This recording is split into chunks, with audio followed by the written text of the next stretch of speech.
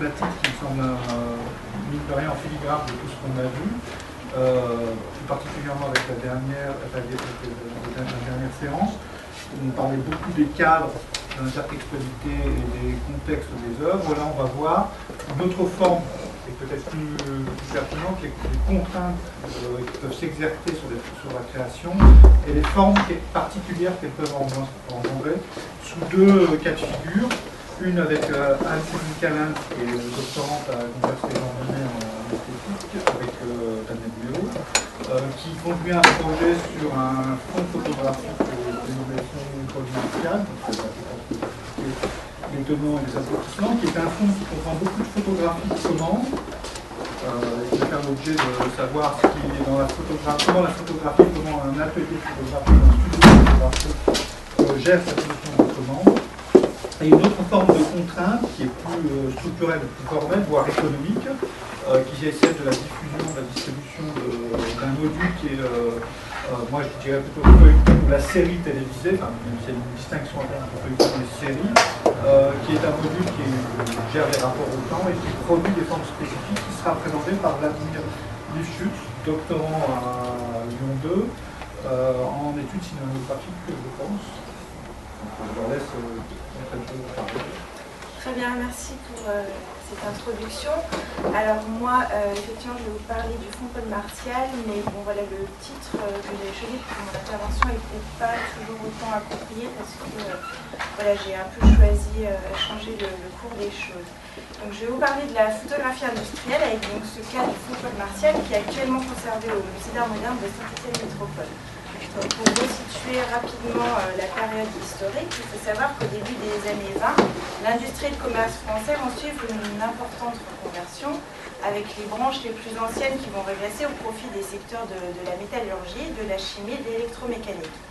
Le manque de main-d'œuvre qualifiée va entraîner l'apparition de méthodes de standardisation, mais aussi une transformation des techniques et des méthodes de production.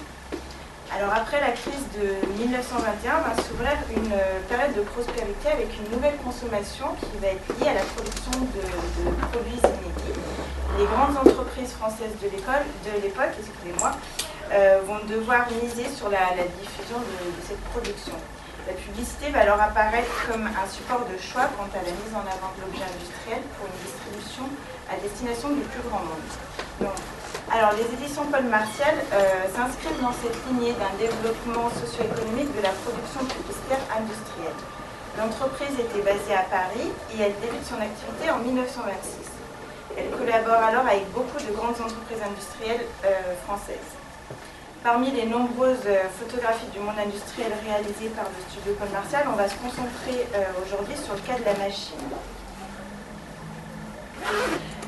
Ces photographies donc répondent à une commande et elles vont proposer, on va le voir, une vision précise qui va valoriser la machine.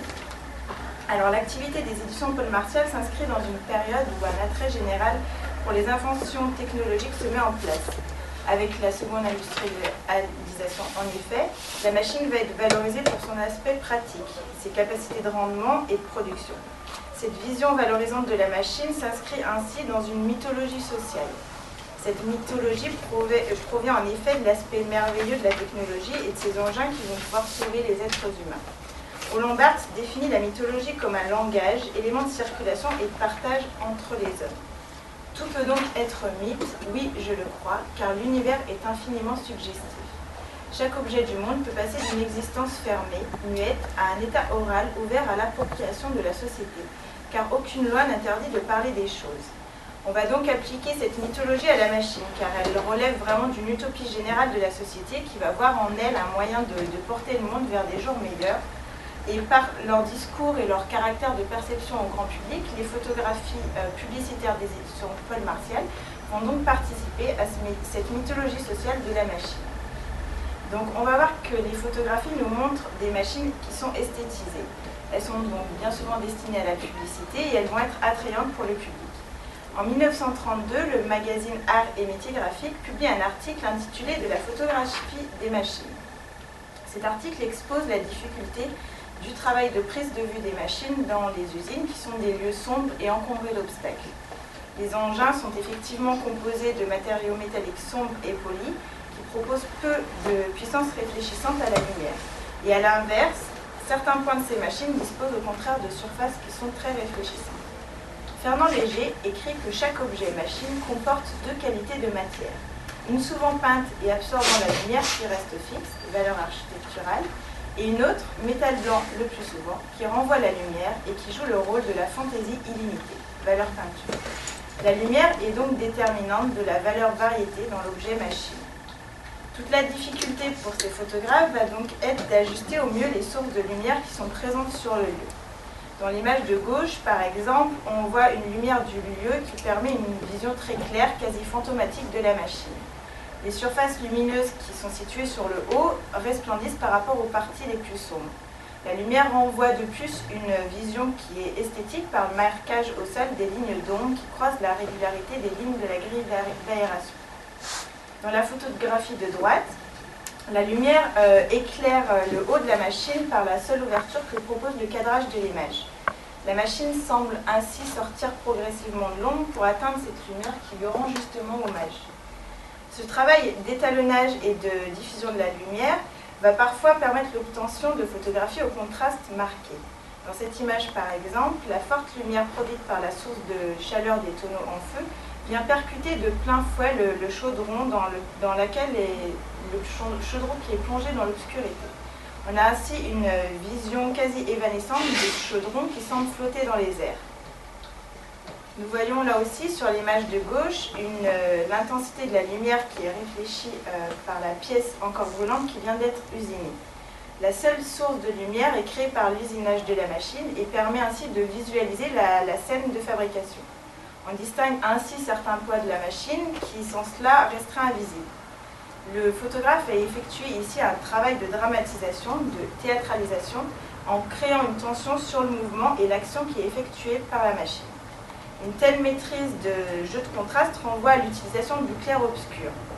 Dans cette photographie, en effet, l'ombre domine l'ensemble de l'espace et la seule partie claire va côtoyer directement et sans dégradation l'obscurité, créant ainsi un contraste très violent.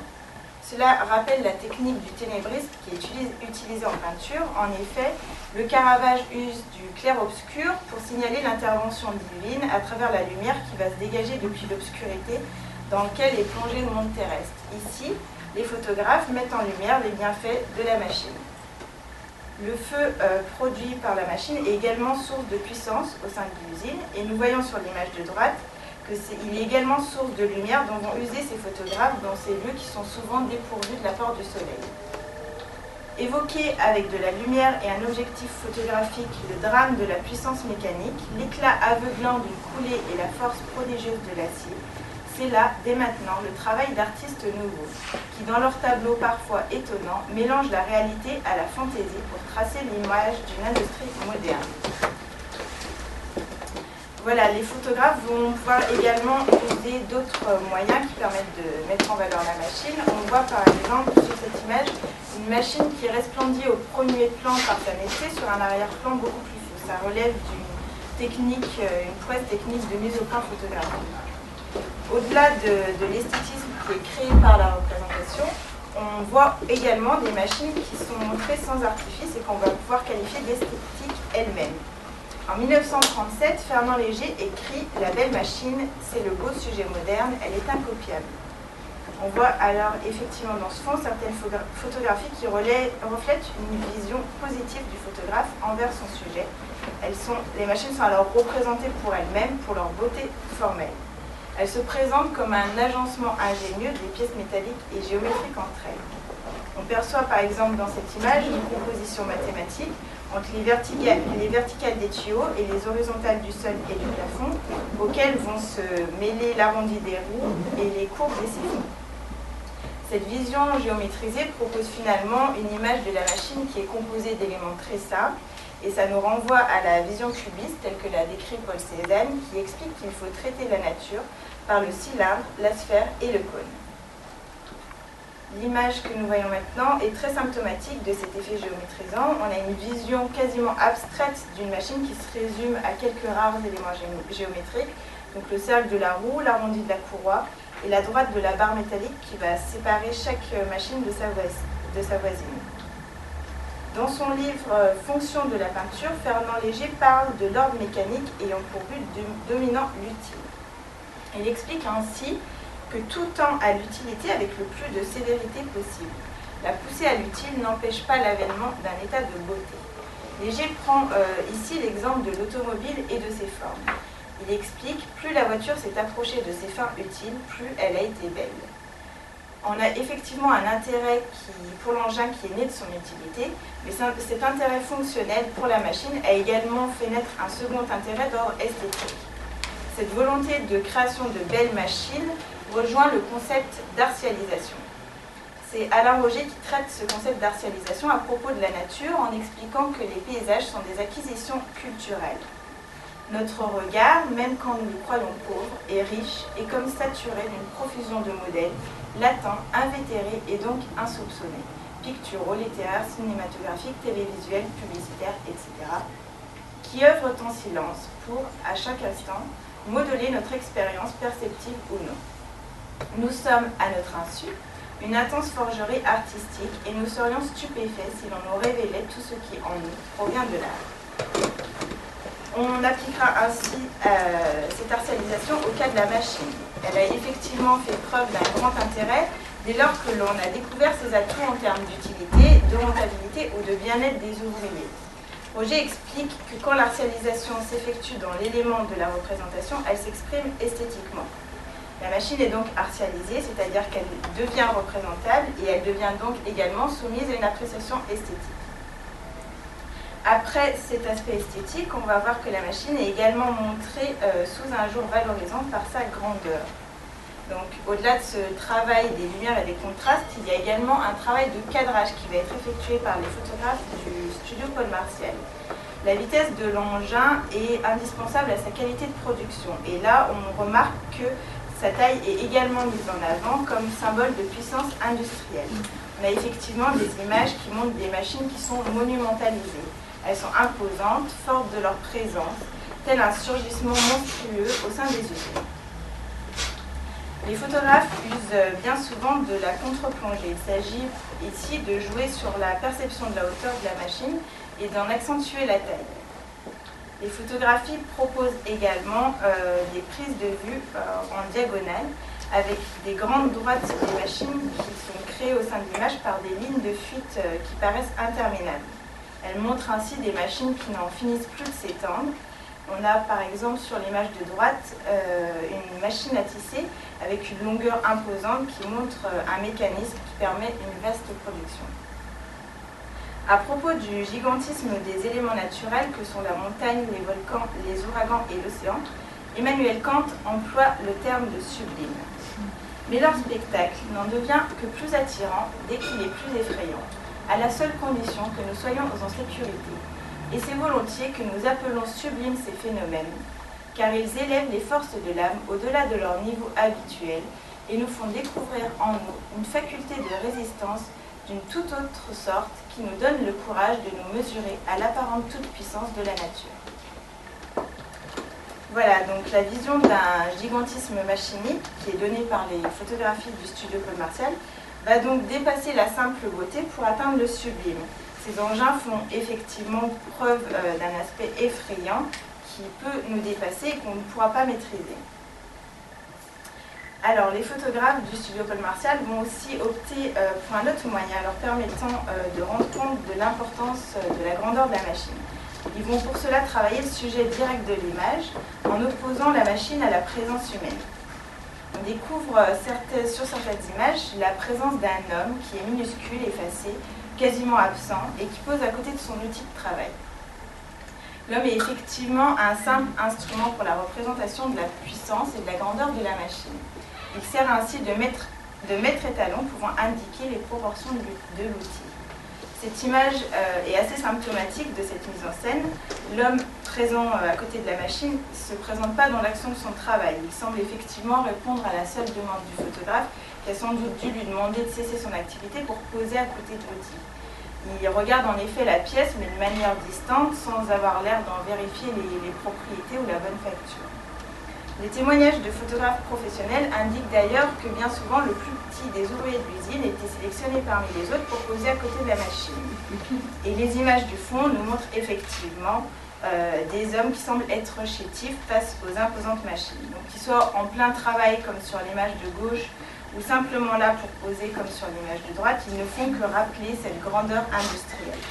Cette présence est de plus quasiment absente de l'image, puisque l'homme paraît invisible et il faut parfois plusieurs lectures afin de visualiser cette présence humaine. Cette vision du gigantisme mécanique implique par ailleurs une dévalorisation de l'homme.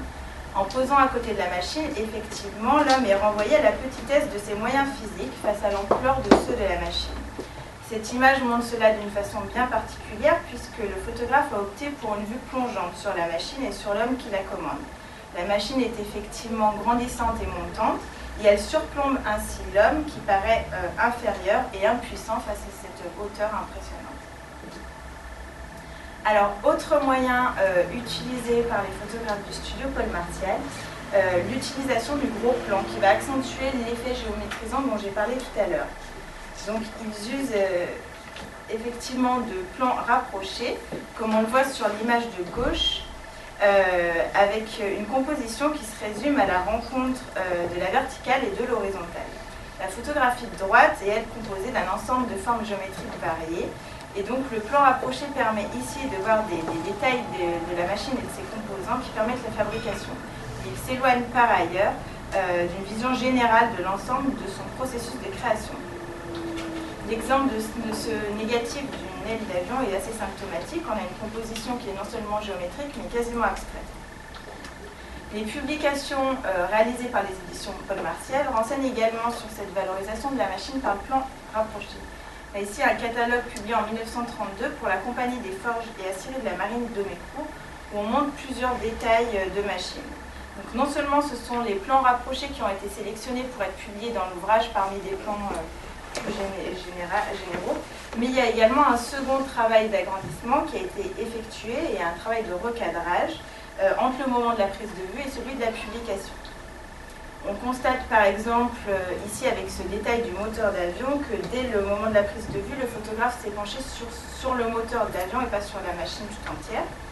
Ce moteur possède déjà un côté esthétique par sa forme étoilée et au sein de la publication, l'image est davantage recadrée afin que le regard se concentre sur un détail de la machine. Ainsi, à moins d'être un spécialiste, il est difficile de déterminer la nature du sujet de l'image. Et cette manipulation pour la publication montre une volonté très claire de la part des éditions Paul Martial. Le but n'est pas une illustration explicative du texte. La photographie est effectivement présente comme illustration esthétique qui apporte une touche de prestige à l'ouvrage. Les vues rapprochées permettent également de renseigner sur la composition en profondeur des machines. On a effectivement une volonté d'ouverture de l'outil, de décomposition de ces éléments.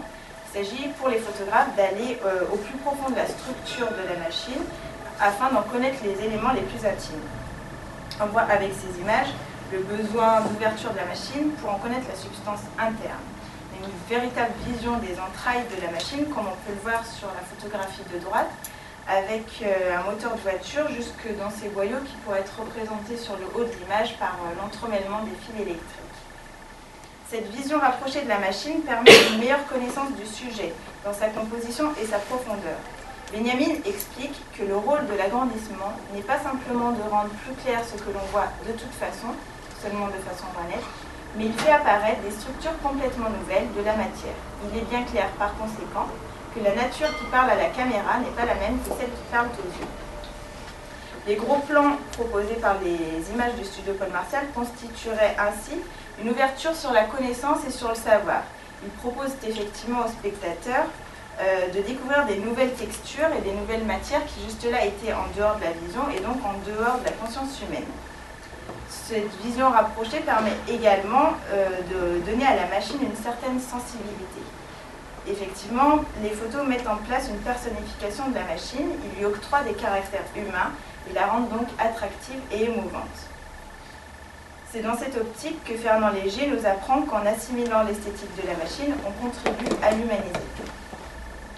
Au-delà des prises de vue en usine, les photographies du studio Paul Martial nous montrent le territoire français tout entier comme étant le lieu d'une immense machinisation. On voit effectivement une invasion de la mécanisation sur la société avec beaucoup de machines-outils qui servent au déplacement. Donc on a par exemple là le train, le bateau imposant qui arrive au port, l'avion en marche en plein air ou encore la vitesse qui va être retranscrite par la vision floue des voitures qui évoluent dans les rues de Paris. On a donc une personnification qui s'effectue sur le mode de la sensibilité esthétique, non plus sur le mode de la sensibilité esthétique, mais sur une ressemblance comportementale dans cet aspect vivant des capacités à se mouvoir dans l'espace. La machine est donc d'abord humanisée par sa composition organique et elle devient alors vivante et animée. Alors pour conclure, voilà, on a vu que les photographies mettaient en avant des machines qui étaient imposantes, puissantes, fortes de leur beauté esthétique, de leur grandeur, mais aussi de leur capacité de fonctionnement.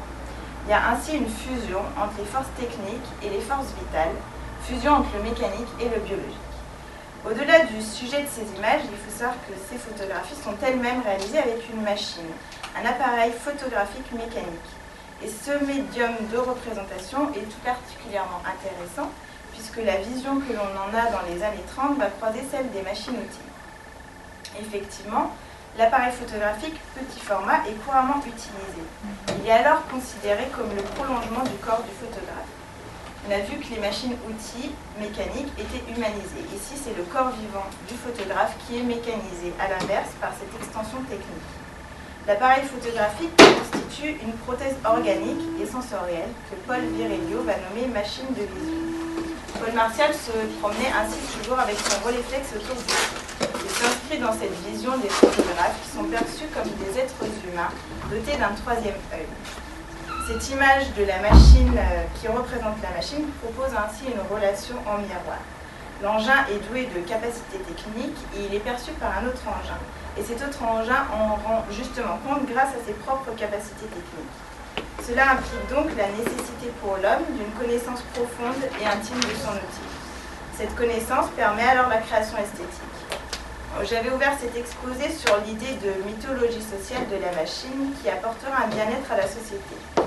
Cette mythologie est finalement partagée par les artistes des avant-gardes, puisqu'ils pensent en effet le regard de l'appareil photographique comme possibilité d'éducation de l'homme. L'appareil mécanisé servirait donc finalement à un projet utopique. Je vous remercie.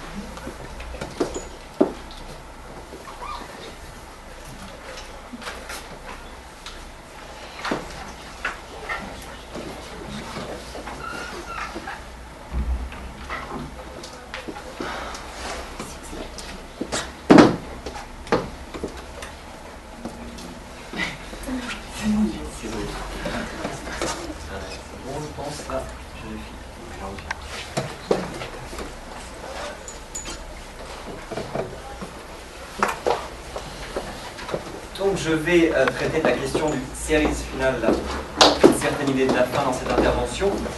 Alors avant, quelques mots pour introduire ma présentation. D'abord, je m'excuse parce que je vais révéler la fin de certaines séries. Certains d'entre vous ne sont pas en train de la regarder, sinon excusez-moi par avance.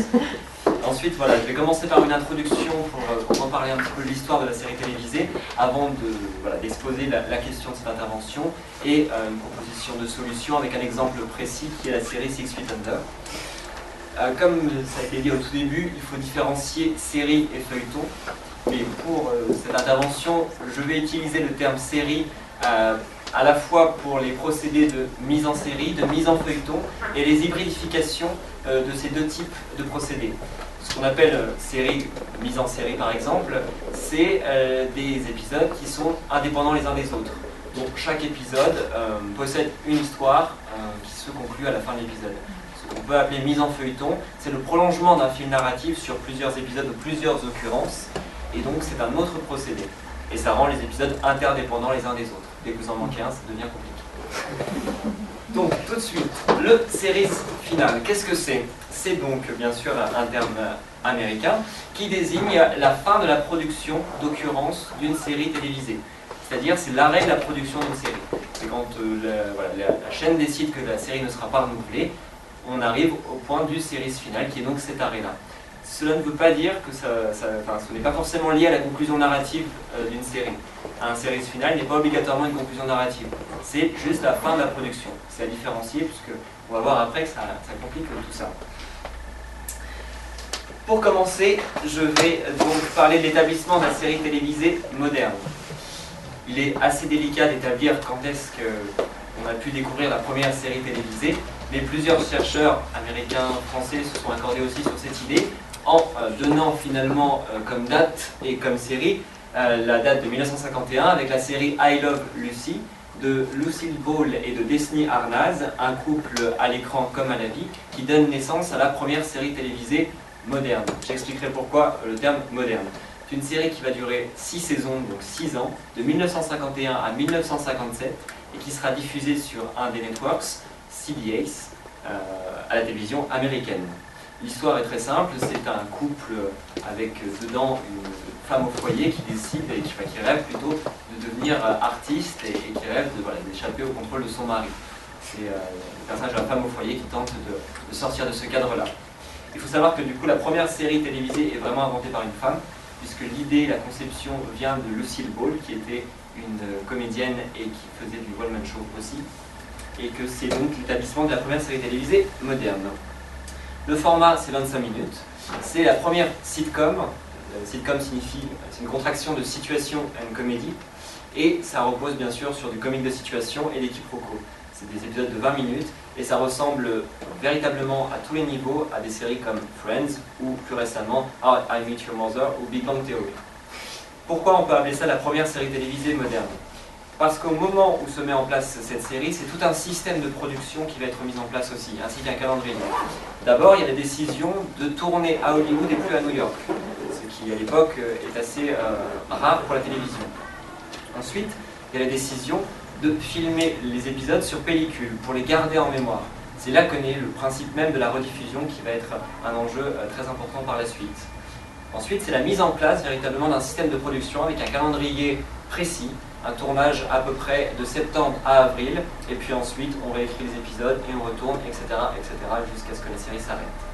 C'est aussi la décision, notamment qui revient à Lucille Ball, de dire on va se servir du premier épisode comme d'une sorte de bible de l'ensemble de la série pour mettre en place le cadre diégétique, narratif, esthétique de la série. Donc dès le premier épisode, la structure même de la série, la manière dont c'est filmé, c'est-à-dire à 3 caméras, avec chaque caméra un plan précis décidé sur un personnage ou un protagoniste ou sur un ensemble de protagonistes, mais aussi un éclairage qui va être similaire tout au long des 6 saisons. À partir du premier épisode, en termes techniques, plus rien ne bougera. Donc c'est cette décision-là qui tombe à ce moment-là, et ça sera réutilisé, et encore aujourd'hui, c'est-à-dire toujours, dans de nombreuses séries. L'établissement d'un système de production donc, date de cette période-là. Il y aura quelques modifications bien entendu, mais la base restera la même et est toujours utilisée aujourd'hui pour la production de séries télévisées. La rediffusion, donc, qui est l'idée même que défend Lucille Ball et Destiny Arnaz, ce n'est pas encore une réalité. En 1951, le principe de la rediffusion, c'est quelque chose de très vague, et il faudra attendre une dizaine d'années avant qu'on comprenne le pouvoir et la puissance financière de la rediffusion et le bénéfice que cela peut engendrer. C'est la raison pour laquelle, à cette époque, Lucille Ball et Destiny Arnaz, qui sont donc le couple de comédiens à la vie et à l'écran, décide de négocier avec CBS et en échange d'une baisse de salaire substantielle, il demande d'avoir les droits intégraux de la série. À l'époque, CBS ne comprend pas trop, ils se disent bon, c'est cool, si vous voulez garder des épisodes qui ont déjà été diffusés, ça n'a pas vraiment d'intérêt. Par la suite, ça leur permettra de faire encore davantage de bénéfices et fortunes, et ils iront jusqu'à produire ensuite d'autres séries comme Mission Impossible par exemple.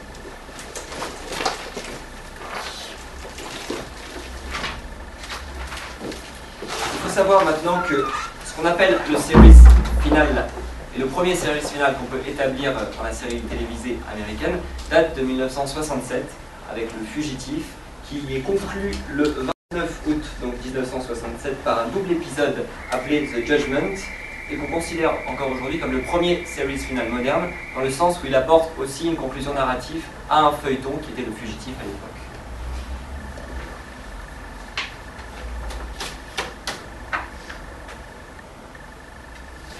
De la complexité des enjeux. Donc d'abord, il faut savoir qu'il y a une grande inégalité des auteurs face à la fin.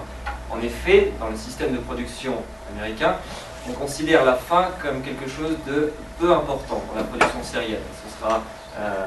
C'est en train de changer, mais pendant très longtemps, ça a été considéré comme ça. Donc il y a des séries qui sont tout bonnement annulées et qui ne connaîtront jamais de fin. C'est le cas par exemple l'année dernière d'une série qui s'appelait Playboy, qui a duré 7 épisodes et qui revenait sur l'époque de la création de Playboy, et qui a duré donc 7 épisodes et qui a été abandonnée. En 2002, une série policière appelée Boomtown s'est arrêtée au bout du 4e épisode de sa 2e saison, sans conclusion narrative. Donc la série disparaît complètement. Ensuite, il y a ceux qui se font avoir, je les appelle comme ça, parce qu'en fait, quand une série est produite, on tourne le dernier épisode donc, de la saison en avril. Mais la décision de renouvellement par la chaîne tombe en mai. Donc ce qui se passe, c'est que quand la décision tombe du renouvellement, le dernier épisode est mis en boîte.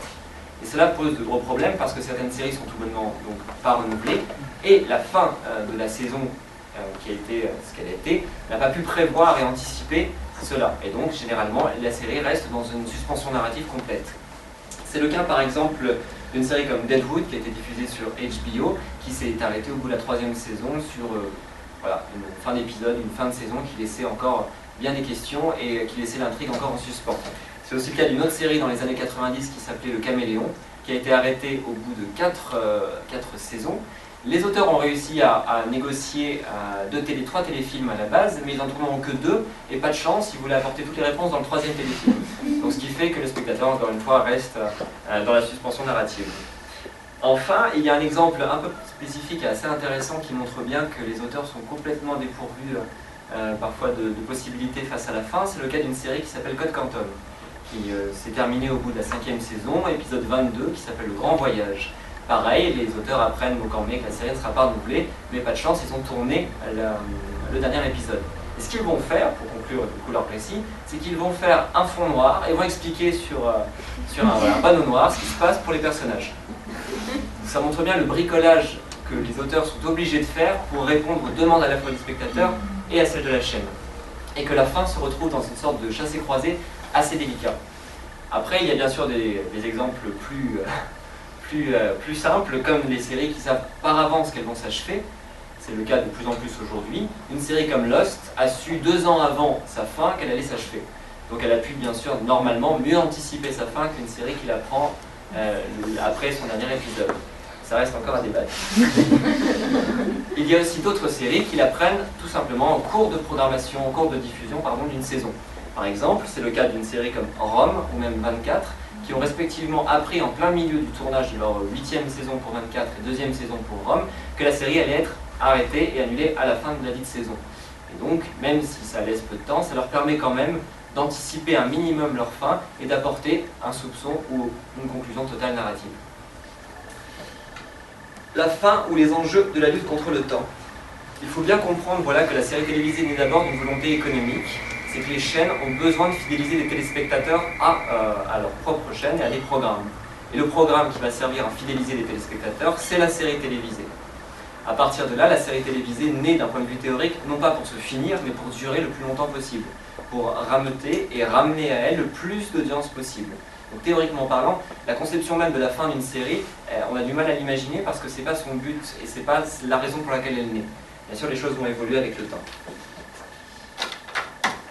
immanence et imminence. La question du series final est en train de changer parce que si pendant longtemps on a considéré que ce n'était pas important, la situation économique et la possibilité d'une vie après la première diffusion va changer complètement la donne.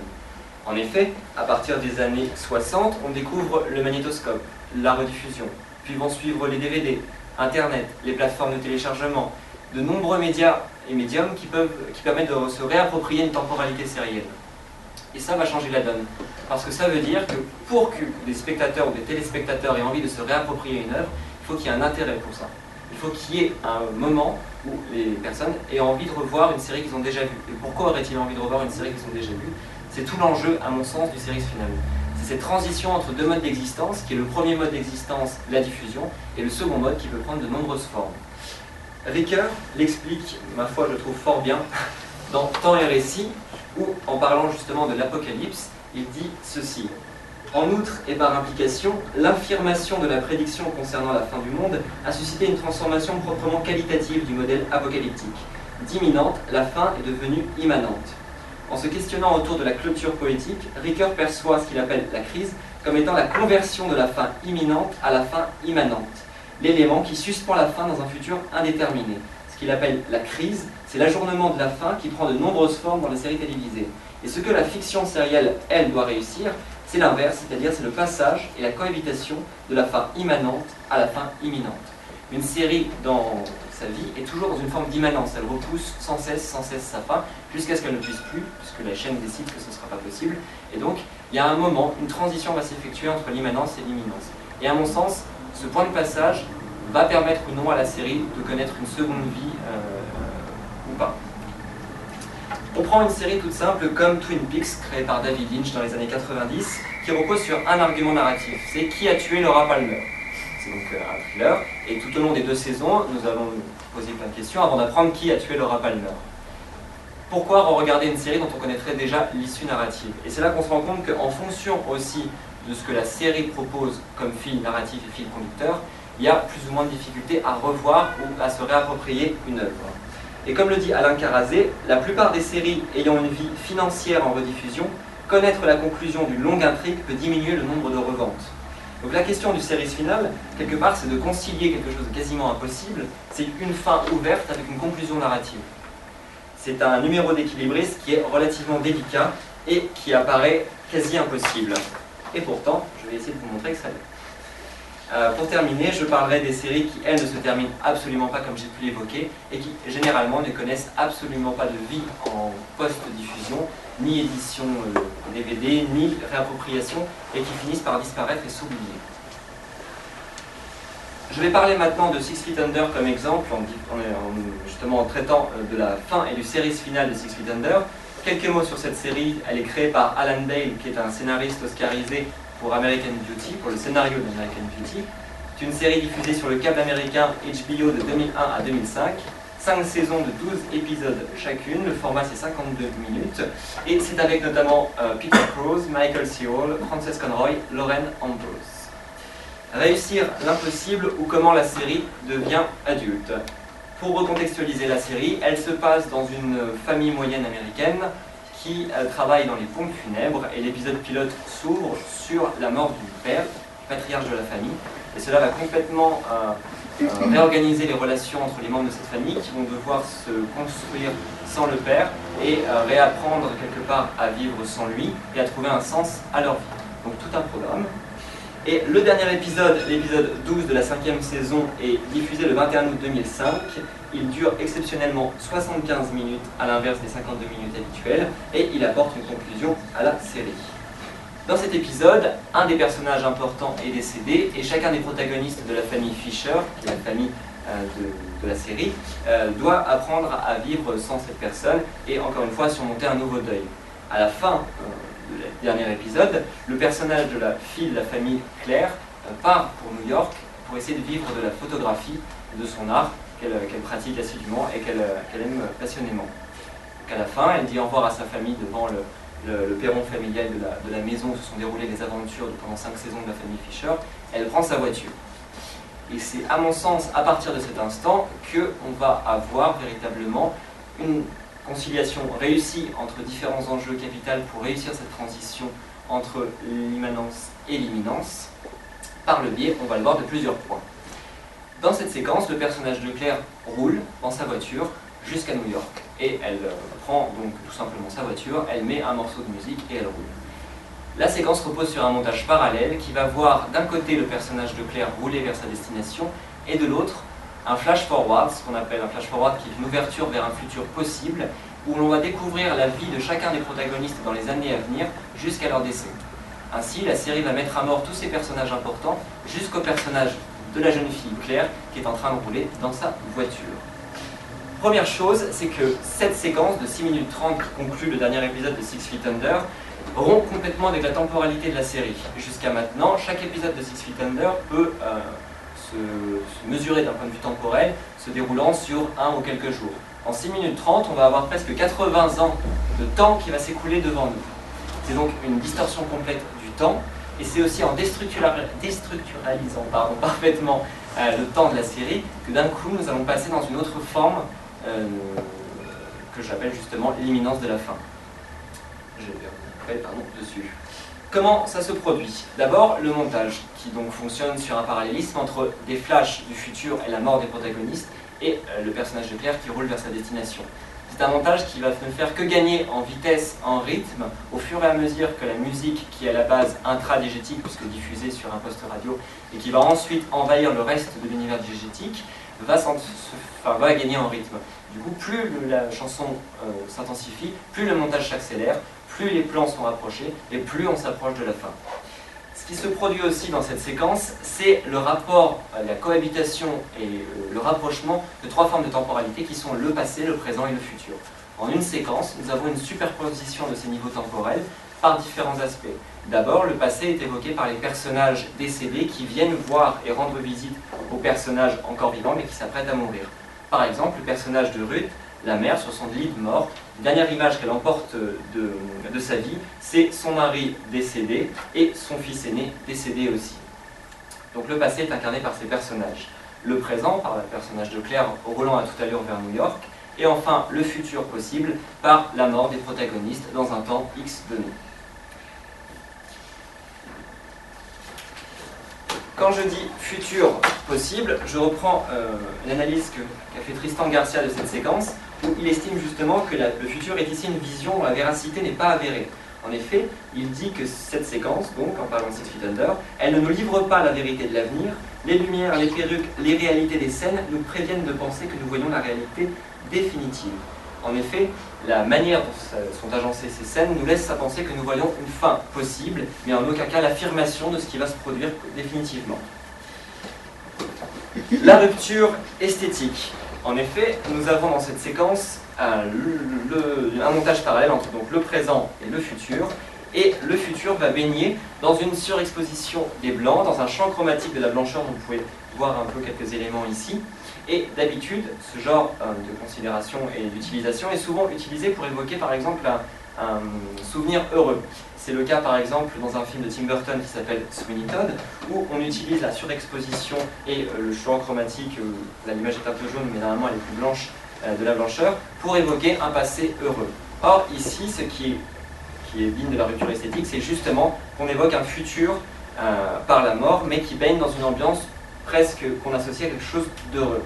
De plus, tout au long de cette séquence, nous avons une segmentation faite par des fondus au blanc et l'apparition du nom des protagonistes en forme de pierre tombale où on évoque leur vie et leur date de naissance et leur date de mort, rappelant ainsi que le personnage est inscrit dans une temporalité à l'instar de la série télévisée. Ce qui se produit aussi dans cette séquence, c'est une réponse à la question posée dans cette série qui tourne autour de l'idée, ou plutôt la question est extrêmement compliquée, c'est quel est le sens de la vie? Tout au long de la série, cette question est posée et chaque personnage tente d'y répondre. Parfois, ils tentent de le trouver dans l'art, dans la politique, dans la religion, dans la psychologie.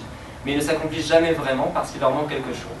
Et cette séquence, sans dialogue, tend à donner une réponse du sens quelque part caché de la vie. Et le sens serait dans l'affect, c'est-à-dire dans la circulation des affects entre les protagonistes.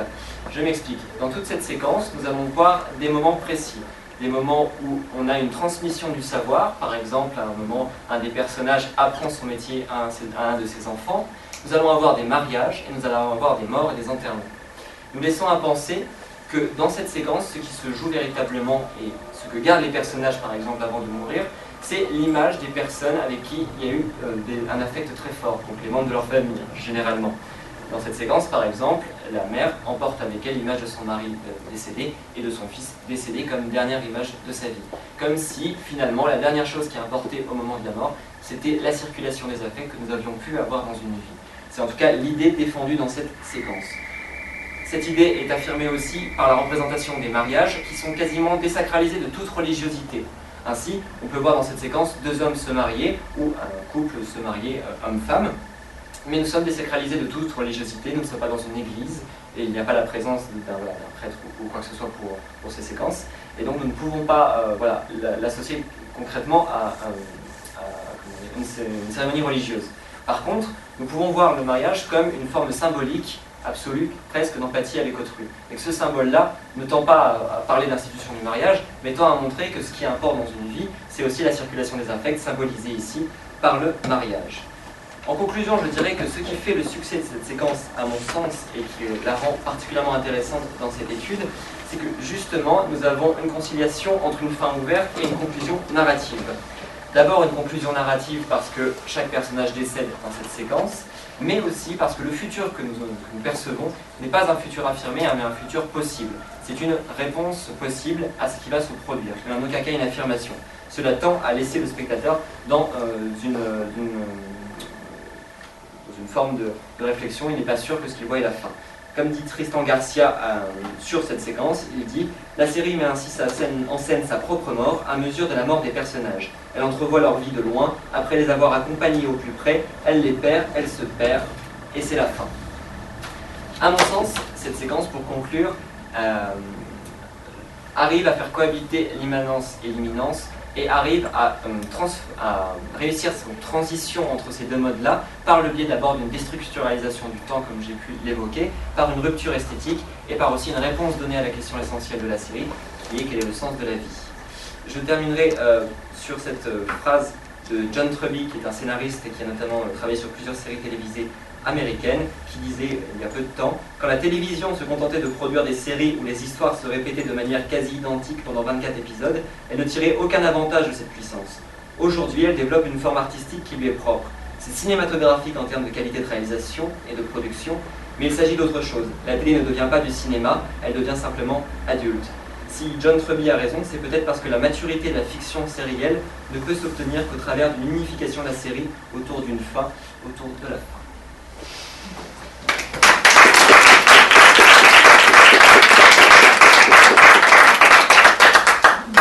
Là, on vient d'avoir deux interventions, une sur l'esthétique de l'industrie, comment ça devient une forme esthétique d'une certaine manière, son mode martial et son développement historique, et donc du coup comment rendre visible une forme qui est plutôt cachée, qui est la forme du monde industriel.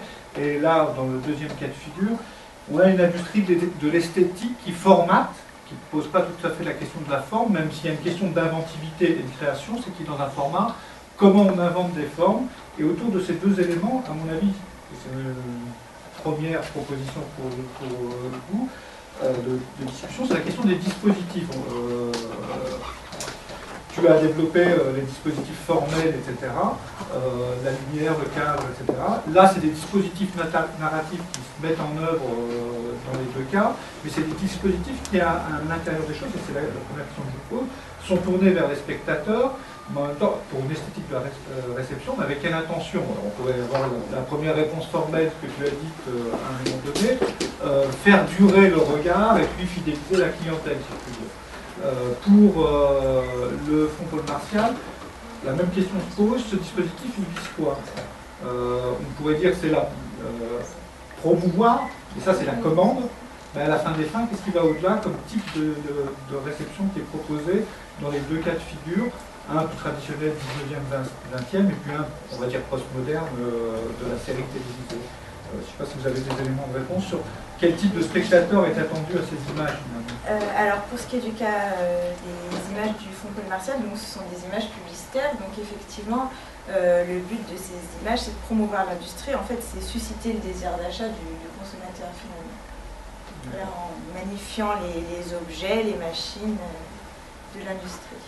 Est-ce qu'il n'y a pas une opportunité, enfin, vous pouvez intervenir, je pose des questions rapidement. Est-ce qu'il n'y a pas une opportunité pour les photographes d'avoir un champ d'expérimentation et un public qui n'est pas celui du monde à l'époque, à mon avis, la photographie n'étant pas un art totalement, mais qui est un public où ils peuvent expérimenter des formes, peut-être parce que les industriels sont plus aptes à accepter cette expérimentation formelle. Alors, en fait, ce qui se passe dans ces années-là, c'est que les photographes mènent en parallèle une pratique de commande et une pratique de recherche artistique. C'est pour ça qu'il y a beaucoup de grands noms de la photographie qui ont travaillé pour des studios publicitaires, mais de manière anonyme, parce qu'à l'époque, on ne signait pas les épreuves photographiques. Et donc, en fait, ils menaient leur recherche artistique et esthétique. Et ces travaux de commande, en fait, pour eux, étaient une manière d'expérimenter ces recherches artistiques. Pour moi, en fait, ce que je n'ai pas dit, c'est qu'à mon sens, l'idée dans cette fin-ci, et pour que le spectateur ait envie de revenir ensuite revoir cette série, c'est de jouer aussi avec le côté émotionnel.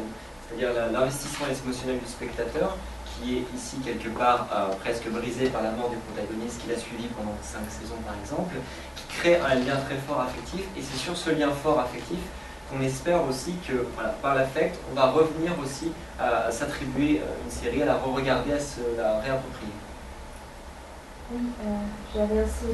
Merci d'abord pour vos exposés, ça m'a beaucoup plu, les deux d'ailleurs. Et j'avais d'abord une question, deux questions en fait, à Anne-Céline. La première, en fait, elle m'est venue justement tout à la fin de votre exposé, puisque vous citez un texte, enfin c'est une caricature, mais à la base ça vient d'un recueil de textes de Egon Erwin Kisch de 1926, qui s'appelle donc le reporter pressé, donc la race de reporter. Et donc Egon Erwin Kisch, c'est un représentant de la nouvelle objectivité, qui est un mouvement très important, assez hétéroclite, mais bon quand même, aujourd'hui on a posé ce mouvement d'art entre 1919-20 jusqu'au nazisme. Et donc, comme vous le savez sans doute, il y a deux catégorisations, puisque la science elle est bien classée. Il y a le vérisme d'un côté, et puis il y a le côté, ce qu'on appelle la nouvelle objectivité, avec son penchant romantique ou idéalisant. Et donc, ma question sera la suivante. Donc, la nouvelle objectivité, elle applique ce rattachement à la réalité avec ses côtés donc, très fidèles ou plutôt en idéalisant. Et ici, je me posais la question si il y a ce côté de l'éloge de la technique qui apparaît dans le penchant idéalisant de la nouvelle objectivité. Et ici, on a quand même une idée un peu, comment dire, il y a le côté utilitaire que vous soulignez donc, par rapport aux photos, puisque les photographes, ils lient la recherche esthétique à la commande. Et puis en même temps, on a une vision très romantique aussi, en fait, de la machine. En tout cas, je l'ai reçue un peu comme ça. C'est ce halo un peu, la machine qui nous dépasse, qui nous submerge, avec cette métaphore un peu humaine. Et est-ce que vous pouvez développer peut-être un lien avec la nouvelle objectivité et puis cet aspect en France, enfin, de ces photos beaucoup plus, peut-être un peu plus concret, plus utilitaire? Alors en fait c'est le sujet de ma thèse, c'est-à-dire que moi je pars de l'étude de ce fond-là et je vais essayer de faire des liens, de montrer voilà, quels liens et quels échanges il y a pu avoir dans cette période-là entre les travaux de commande et l'esthétique des avant-gardes en fait, dont dans les avant-gardes effectivement la nouvelle objectivité qui aura une place toute importante par rapport voilà, à l'aspect mécanique, l'attrait, enfin voilà, l'industrie qui est valorisée. Et donc, après, voilà, il y a d'autres mouvements artistiques sur lesquels je m'appuierai. Mais c'est vraiment une période où les deux cohabitent, en fait, et où il y a eu certainement des échanges entre ces travaux de commande publicitaire et l'esthétique avant-gardiste. Et surtout le côté utilitaire, notamment en poésie, c'est vraiment un moment où il y a des poètes qui sortent justement le recueil, comment la littérature peut servir plus ou moins à l'éducation de l'homme ou pas, comment on doit lire un poème, enfin il y a tout un appareil qui est en train d'être développé utilitaire. Et donc par rapport à ça, c'est ma deuxième question, avec le sublime, puisque du coup je le trouve beaucoup moins pertinent. Je n'aurais pas cité Kant du tout dans ce contexte-là. Déjà parce que c'est au XVIIIe siècle et puis la philosophie de Kant, c'est tout un univers. Ici, disons chez Kant, l'idée du sublime, d'ailleurs c'est une question que j'aurais posée tout à l'heure aussi, la question par rapport à Chateaubriand. Pour moi, le sublime, d'abord, c'est das Erhabene chez Kant. Donc, ce sont des phénomènes naturels, non, justement, qui ne viennent pas de la fabrication humaine, ce ne sont pas des artifices, qui nous submergent, qui nous dépassent. Et donc là, effectivement, il y a cette frayeur, une sorte aussi de catharsis qui se produit, mais c'est l'énorme flamboiement du coucher de soleil, qui ici est un peu kitsch, et puis la mer ou les immenses montagnes. Et ici, dans cette photographie, je trouve, disons, on n'a pas ce n'est pas quelque chose qui s'impose à nous puisque c'est nous qui le créons. Donc je serais plus, je ne peux pas le mot en français, je me méfierais, plus prudente avec cette référence. D'accord. À moins que vous l'ayez vraiment étudié en long et large, et vous pouvez justifier. L'emploi du terme sublime, c'était vraiment avec cette idée de quelque chose qui nous dépasse, en fait, qu'on ne peut pas maîtriser.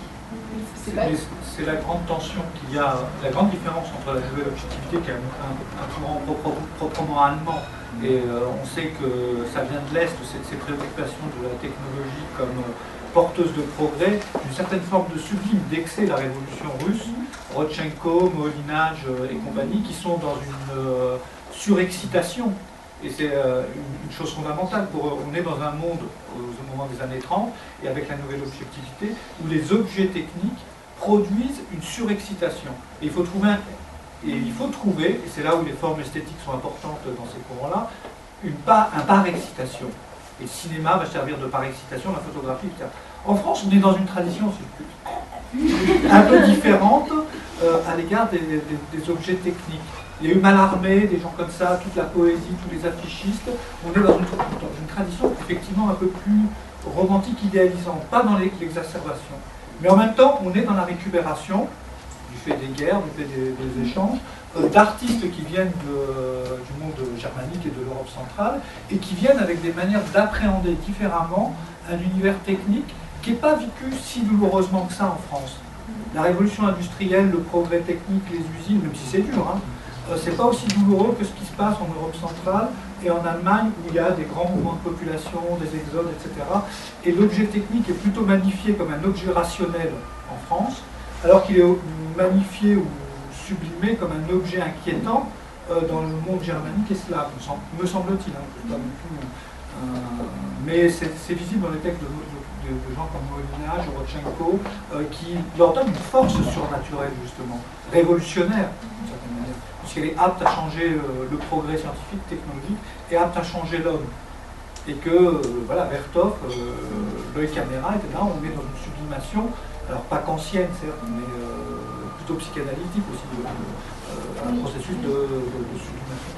Je pense que le terme de sublime, il faut vraiment faire très attention, il faut prendre soin de bien distinguer, alors que ce soit justement pour Chateaubriand, j'étais très surprise de voir que c'est le sublime en fait de la vertu humaine. Je m'attendais pas du tout, enfin c'est aussi mon éducation, mais voilà, c'est au moins de dire, voilà, j'entends par sublime ça, et je me réfère à telle ou telle référence, ce que vous avez fait d'ailleurs.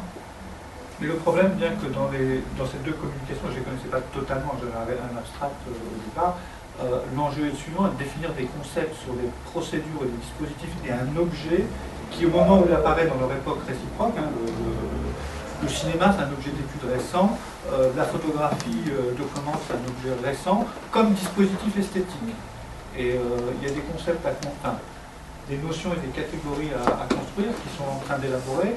Donc la première manière de les élaborer, c'est les catégories formelles de la photographie, pourrait-on dire, mais je pense qu'il s'y joue autre chose, parce que le fond Paul Marcel, je le connais un peu, il y a un fond d'image, il y a une sélection qu'elle a fait, vous avez quand même choisi, d'une certaine manière, les photographies les plus classifiables et dans des catégories esthétiques, justement, de l'histoire de la photographie. Mais il y a des images qui sont des images pauvres, dans ce fond, qui participent de ce processus-là.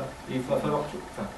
une des difficultés, c'est de leur trouver la place et que les catégories formelles, esthétiques, habituelles, la lumière, le cadre, ne leur permettent pas d'entrer dedans.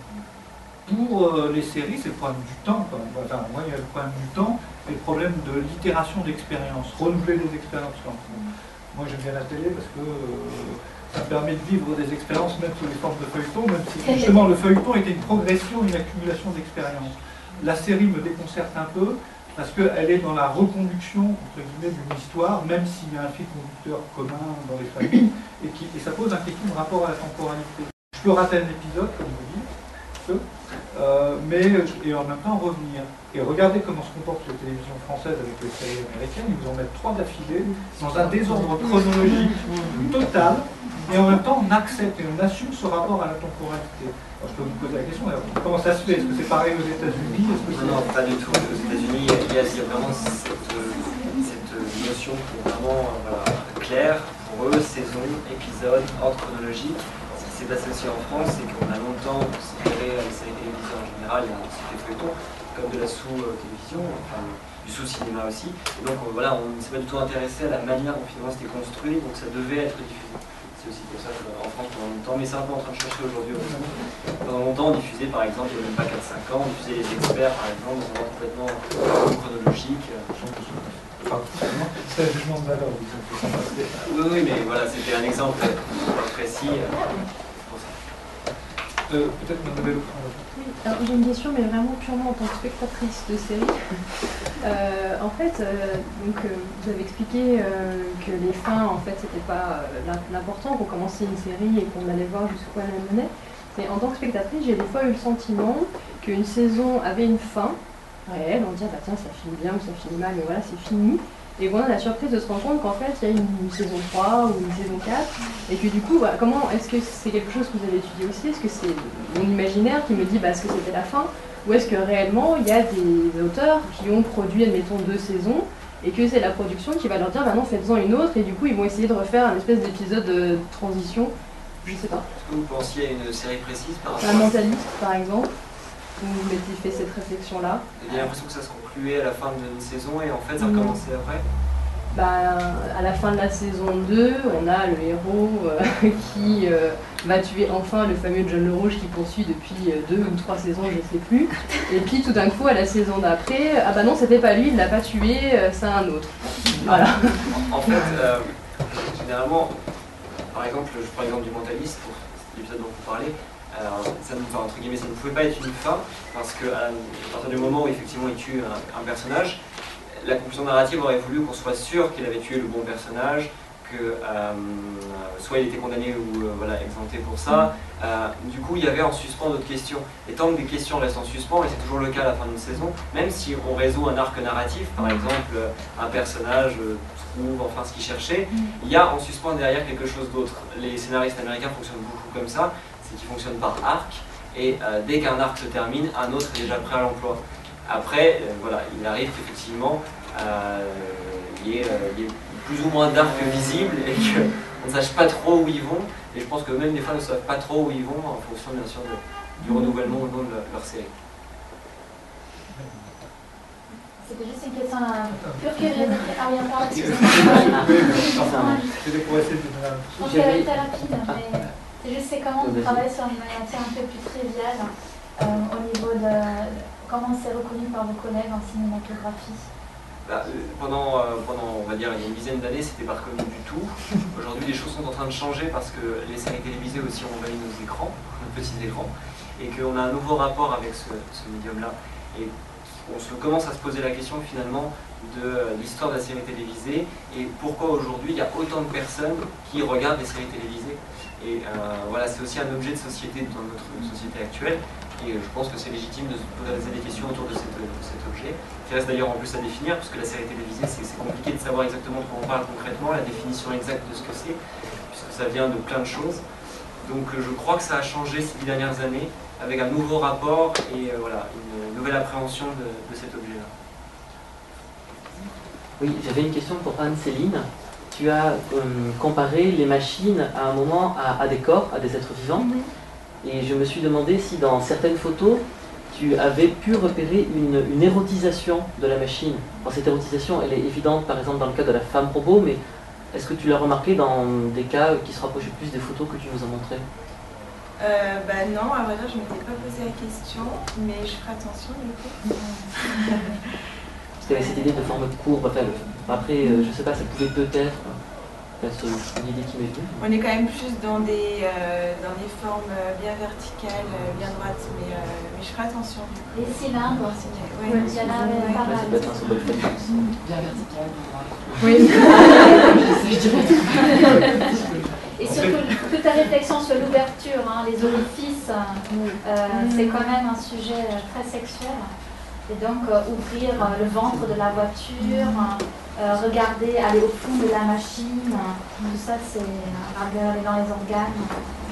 Surtout qu'à la même époque, si je ne m'abuse, on a du Weston qui verse véritablement dans l'érotisme en s'approchant des objets. Et même aussi au niveau de la scatologie, hein, tout ce qui est parce que les machines rejettent les restes, les débris. Tout à l'heure, la bande, on peut aussi voir justement une forme d'excrétion. Les liquides, si l'on en voit.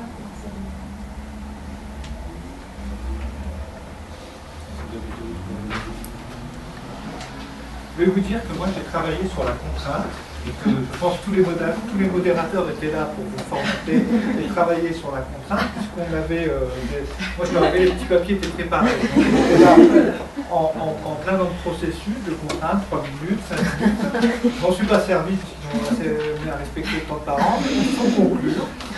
Donc on était vraiment à la fois dans la question et le cadre qu'on vous a proposé comme journée de travail était lui-même aussi une forme de contrainte. Ce qui est assez intéressant parce que du coup on oublie souvent que les cadres et les contextes sont aussi des porteurs de questionnement. Ce que nous rappelaient ces deux interventions, c'est que voilà, les contextes sociaux, les contextes de détermination d'apparition de nouveaux objets déterminent aussi des manières de penser et des enjeux conceptuels qui sont beaucoup plus larges que les questions de la littérature ou que les questions de... puisqu'elles sont obligées de déborder sur des questions économiques. Ce que j'ai, si je peux me permettre de faire un bilan, c'est ce que j'ai constaté aujourd'hui. Tout le monde veut déborder son horizon disciplinaire, à juste titre, en allant chercher un coup dans la philosophie, un coup dans la sociologie, les outils dont on aura besoin, ce qui est assez inédit pour le champ universitaire français, sauf que quelques exceptions, des grandes figures, Foucault, Deleuze, on les autorise. On les autorise après coup, une fois qu'ils l'ont fait. Alors que là, c'est en plein dans votre constitution de cursus universitaire que ça se passe. Ce que ce matin on appelait l'interdisciplinarité, mais j'aime pas ce mot-là, c'est la chasse au snark pour moi. C'est-à-dire que vous êtes en train de, comme dans Alice, aller chercher les outils qui sont propices par rapport à votre objet, ce que les anglo-saxons ont peut-être plus fait, c'est pour ça qu'ils ont inventé les cultural studies, les visual studies, les gender studies. Vous avez un objet et vous allez chercher les outils méthodologiques dans les disciplines qui vous concernent. Ça, je trouve ça hyper, parce que j'ai entendu aujourd'hui de ce point de vue-là, je trouve ça hyper riche et intéressant. Je peux vous parler de ça.